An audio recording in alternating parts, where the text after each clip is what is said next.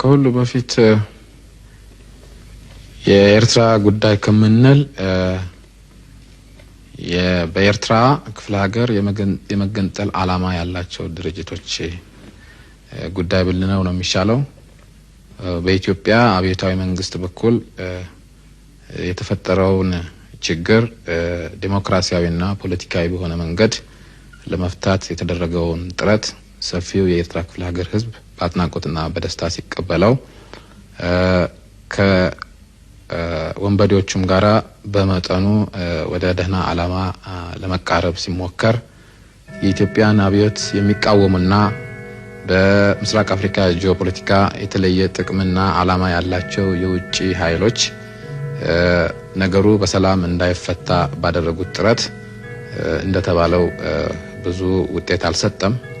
ይሁንና ተገንጣይ ድርጅቶቹም ራሳቸው በአሁኑ ጊዜ የኤርትራን ክፍለ ሀገር ጭቁን ህዝብና ሰፊውን የኢትዮጵያን ህዝብ አብዮት ለማዳከምና ለመቀልበስ ለውጪ ጸረ አብዮት ኃይሎች መሳሪያ ሆነው በግልጽ በመገኘታቸው በአሁኑ ጊዜ ይሄንን ፕሮብሌም የኢትዮጵያ የተቀረው የኢትዮጵያ ሰፊ ህዝብና የኤርትራ ሰፊ ህዝብ በመደብ አንፃር የሚፈታው ሆኖ አግኝተናል።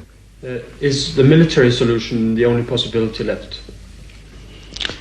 የለም ቀደም ልገልጽ እንደሞከርኩት ሚሊተሪም ወይም ፖለቲካም ልትሉት ትችላላችሁ። በተግላላው ይህ በአብዮትና በጸረ አብዮት መካከል የሚካሄድ እንጂ የናሽናሊቲ ወይም ሌላ ጸባይ ያለው ሆኖ ስላልተገኘ በአሁኑ ጊዜ በኤርትራ ውስጥ ያለው ሁኔታ ሁለቱንም ያቀፈ ሊሆን ይችላል። Behold and behold in our merciful God, please bring peace and real prosperity in Ethiopia. In Ethiopia, we pray for peace. Let the peace reign eternal.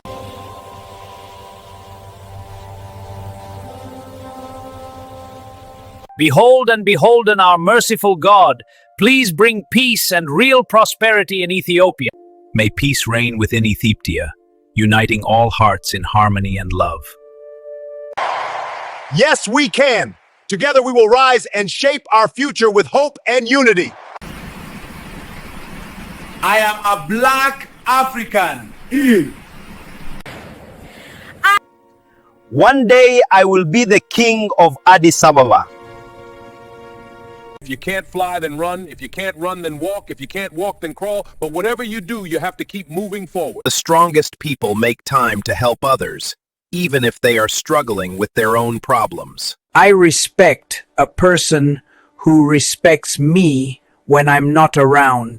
ጉት ሰው አይገልም ሰው ነው ሰውን የሚገለው ይላሉ። ፈጣሪ ምድር ላይ ከፈጠራቸው ፍጥረታቶች ሁሉ የሰው ልጆችን በመግደል የትኛው ፍጥረት ይመስላችኋል አንደኛ ገዳይ? በእርግጠኝነት የፈለገ ግምታችሁን ብታስቀምጡ ይህንን ግምት ልታገኙት አትችሉም። ብዙ ሰዎችን በመጀመሪያ የሚገምቱት እንደ አንበሳ ምናምን ያሉ በጣም አስፈሪና ገዳይ እንስሳትን ይመስላል። አንበሳ ገዳይ የምንላቸው ካደገኛ እንስሳት ውስጥ ይግቡ እንጂ በፍጹም በገዳይነታቸው ግን ይሄንን ፍጥረት አይበልጡትም። አወር ወርልድ ኢን ዳታ ያወጣውን ከ10 እስከ 1 ያሉትን በተራ ወደ ኋላ ላሳያችሁ። በ10ኛነት አንበሳ ነው ያለው። አንበሳ ግፋቢል በአመት እስከ 200 ሰዎች ቢገድል ነው እንጂ ከዛ የከፋ አደጋ ያደርስም። በ9ኛነት ደግሞ ጉማሬ የሰፈረ ሲሆን እሱም እስከ 500 ሰዎች በአመት ይገላል። ዝሆንን ያየን እንደሆነ በ8ኛ ደረጃ የተቀመጠ ሲሆን እሱም እስከ 600 ሰዎች በአመት ይገላል። 7ኛ አዞ ሲሆን እሱም በአመት እስከ 1000 የሚደርሱ ሰዎችን ይገላል። 6ኛ ደግሞ መርዘኛ ጊንጥ ሲሆን ጊንጥም በአመት ከ3300 በላይ ሰዎችን በመግደል የ6ኛ ተራ ቁጥርን ይይዛል። በ5ኛ ደረጃ የተቀመጠው ደግሞ ገዳይ ተዋን ነው። እንግዲህ የተዋን አይነቶች ብዙ ናቸው። ገዳይ ተዋኖች አሉ። እነሱ ደግሞ በአመት እስከ 10000 ሰዎችና ከዛ በላይ በመግደል ዳታቸው ተመዝግቧል። በ4ኛነት የሰፈረው ደግሞ የእብድ ውሻ ነው። ውሻ ሳይሆን ያው ውሾች እንደምታውቁት እንግዲህ ሰው አይበሉም፣ በባህሪያቸው ምስኪን ናቸው፣ ለሰዎችም በጣም ቅርበት ያላቸው እንስሶች ናቸው ውሾች። እብድ ውሾች ግን ሰዎችን በሚያጠቁ ጊዜ በአመት እስከ 59000 የሚሆኑ የዓለማችን ሰዎች የሚሞቱት በእብድ ውሻ ተነክሰው በእብድ ውሻ በሽታ ነው ማለት ነው። 3ኛ ደግሞ በጣም አደገኛ የተባለው እንስሳ ብዙዎች አደገኛ ነው ብለው የሚገምቱት እንስሳ እባብ ነው። መርዘኛ እባቦች በአመት ከ138000 ሰው በላይ ይፈጃሉ እና በዚህም በ3ኛነት እባብ የተቀመጠ ሲሆን ሁለተኛው ግን ብዙዎችን ውጤቱ አስደንግጧል። ምድር ላይ ካሉ የፈጣሪ ፍጥረታት ሁሉ የሰው ልጅን በመግደል ሁለተኛ ሆኖ የተመዘገበውና በአመት ከ400,000 ሰዎችን በላይ የሚፈጀው ፍጥረት የሰው ልጅ ነው። ራሱ የሰው ልጅ።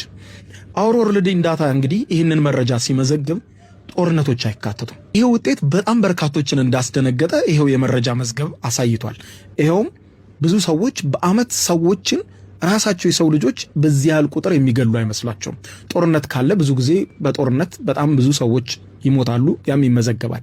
ነገር ግን በየቦታው እንግዲህ ገንዘብ ለመንጠቅ በልዩ ልዩ ወንጀሎች የሰው ልጆች በአመት ከ400,000 በላይ የሰው ልጆችን ይፈጃሉ እና ይህ ቁጥር በጣም አስደንጋጭ ነው። ደረጃውን ለመጨረስ በአንደኛ ደረጃ የተመዘገበው የወባ ትንኝ ሲሆን እሱም በአመት ከ700,000 ሰዎች በላይ ይገላል። ነገር ግን በዓለማችን ላይ ለሰው ልጆች አደገኛ የሆነው ፍጥረት በሁለተኛነት ራሱ ሰው ሆኖ መገኘቱ ብዙዎችን ቢያስደነግጥም ነገር ግን በጣም የሚያሳዝን መራራ እውነታ ነው።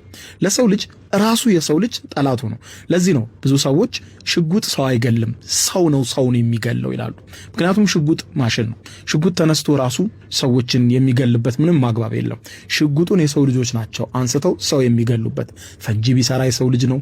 ብዙ ነገሮችን ቢያደርግ የሰው ልጅ ነው እና እናንተ እስቲ ቁጥራዊ ዳታውን ስታዩ ምን ተሰማችሁ? ለሰው ልጆች በህይወት ለመኖር ህልውናቸውን የሚፈታተን ሁኔታ አደጋ የደቀነው በምድር ላይ የሰው ልጅ መሆኑን እንዲሁም አደገኛ ከሚባሉ 10 ፍጥረታት በሁለተኛነት ብዙ ሰውን በመፍጀት The Amhara people in Ethiopia must be leaders of the country. They are wise and heroes at all.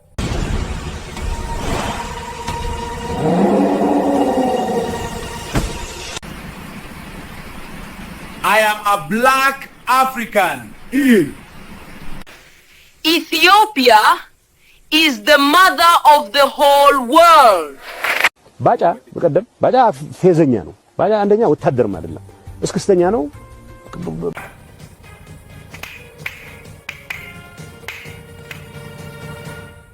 Maryam, Maryam, Maryam.